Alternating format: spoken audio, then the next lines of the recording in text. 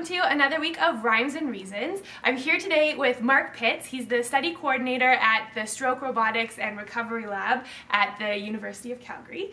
We're going to talk today a little bit about the developing brain, but Mark, do you want to tell us first about some of your work with kids right now? Sure. So we work mainly with kids with cerebral palsy who've had perinatal stroke, so either in utero or kind of shortly after birth. And we're looking at changes in sensation and movement, spatial awareness in kids using robotics. So what happens is we do kind of a series of standard neuro testing that we'll have either one of our doctors or therapists do, and then we have them do a series of kind of really simple games in this robotic exoskeleton that measures their movements really precisely, down to the millimeter and millisecond, and then we can kind of get a more accurate idea of what's happened with them, which can help us figure out how to treat them better. That's really amazing. Some of the stuff that's coming out with exoskeletons right now is just like phenomenal. Maybe we'll like put a couple links to some of the cool things on the sides here. Sure. I keep saying every time I'm in here that I'll figure out which side. I never do. But yeah, so I mean that's some really profound work that you guys are working on. But that perinatal health like range, the time before, during, and after pregnancy, and like the impact of that on the human life course, is a really important time developmentally. Yeah. We know that about 85% of the brain's wiring happens in the first 5 to 6 years of life, and that so many synaptic connections and important cognitive developments are happening in that time frame. In those early years, the pace of brain development it's like so rapid, right? Yes. We talk about windows of opportunity. Yeah, sure. So what's important is that different parts of the brain are developing at different stages of life. You'll have certain parts of the brain that are more developed early on, and then other parts are catching up, while the parts that were more developed stay the same and start to become closer to an adult kind of configuration. Right, we call that the slinky effect in early childhood, because that's such a good metaphor. That one part of the brain kind of leaps down and makes this arc of development, and then it grounds itself here, and then the rest of the brain kind of catches up over top. Let me just put that slinky right over your face here. But yeah, the slinky effect. And so those first few years, and I mean really first 25 years-ish of life, our brains are doing so much in terms of their growth and development, but those early years, you know, it's just astronomical. It's huge. Yes. Yeah. So with all of these changes and the rapid growth in the early years, there's a really unique opportunity and responsibility for brain development and for providing the framework for developing our kids' brains. So if you had to pick like 3 things that you could do with either typically developing children or with the children that you work with, like what would those 3 things be? So I think 3 most of the important things are, well, the first would be kind of repetition. You need to really do things multiple times to help solidify what's happening in the kid's brain. So whether that's catching the ball multiple times or doing a rhyme or a song, like have them do it so until they really know it.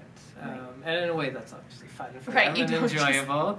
Repeat. Yeah, we're not asking kids to do reps in the gym of anything. But like not getting bored or expecting perfection after just a couple times of trying something. Being patient with the repetitive. Yeah, because they're definitely learning it for, well, not necessarily the first time, but it's harder for them to learn it than it is for you to do. And the more we repeat something, the stronger the neuronal pathway becomes in our brain, right? Exactly. It's strengthening the connection every time we do something, so it becomes easier to do every time we repeat it. Exactly. And that's true of a typically developing brain or a dysregulated brain or an injured brain, so that's... Exactly. Yeah. So the second thing would be more prompting them, right? So whether that's in a visual environment, or in a more like cognitive demanding task, but have them look at something and make them engage in it. So if they're going through a book, like have you ask them to point things out to you. and that'll be rewarding for them because they're finding it on their own, and then they've answered it correctly for you. They're going to get an achievement factor in that. That's so true. Again, true of a typically developing brain or otherwise. We talk a lot about joint attention in early years where, either a baby or a small child looks at something and the adult or important person in their life follows that gaze to see what they're looking at, and then they can use that child's prompt to start talking about things. Oh, you see the teddy bear, that's great. Or we point at things and we give them labels, or as soon as kids are old enough to figure out that pointing gesture, they point and we label things. So prompting and visual cues are so huge in the development of the brain and a child's life. Okay, our third thing. And so lastly is relatability. You have to have it set up so that they're going to be able to relate it. You can't think of them as just a little adult. Yes, they are a little person, but their brain is just fundamentally structured differently than yours at a very young age, and it takes time for it to develop into how an adult brain is going to be structured. So you don't necessarily have to patronize them, but you have to make it in a way that they're going to understand it for you. Right. So simple does not necessarily mean pandering.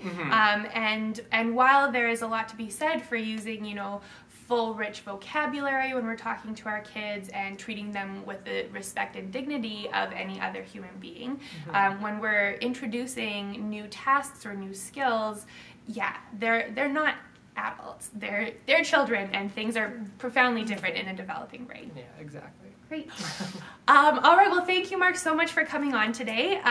If you guys have any questions or would like more information about the work that Mark and the Stroke Robotics and Recovery Lab are up to, we'll put a link over here. What's the website?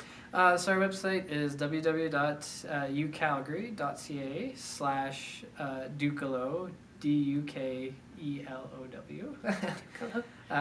So it's Dr. Sean Dukelow is the primary investigator for a lot of these studies, and you can view all the different projects he's working on. And if you're interested in participating either as an adult or having your child participate, you can find contact information about criteria, and we can set up a time and answer any questions for you there. Awesome. Thanks so much again, Mark. We'll see you later. Bye, everyone. Bye.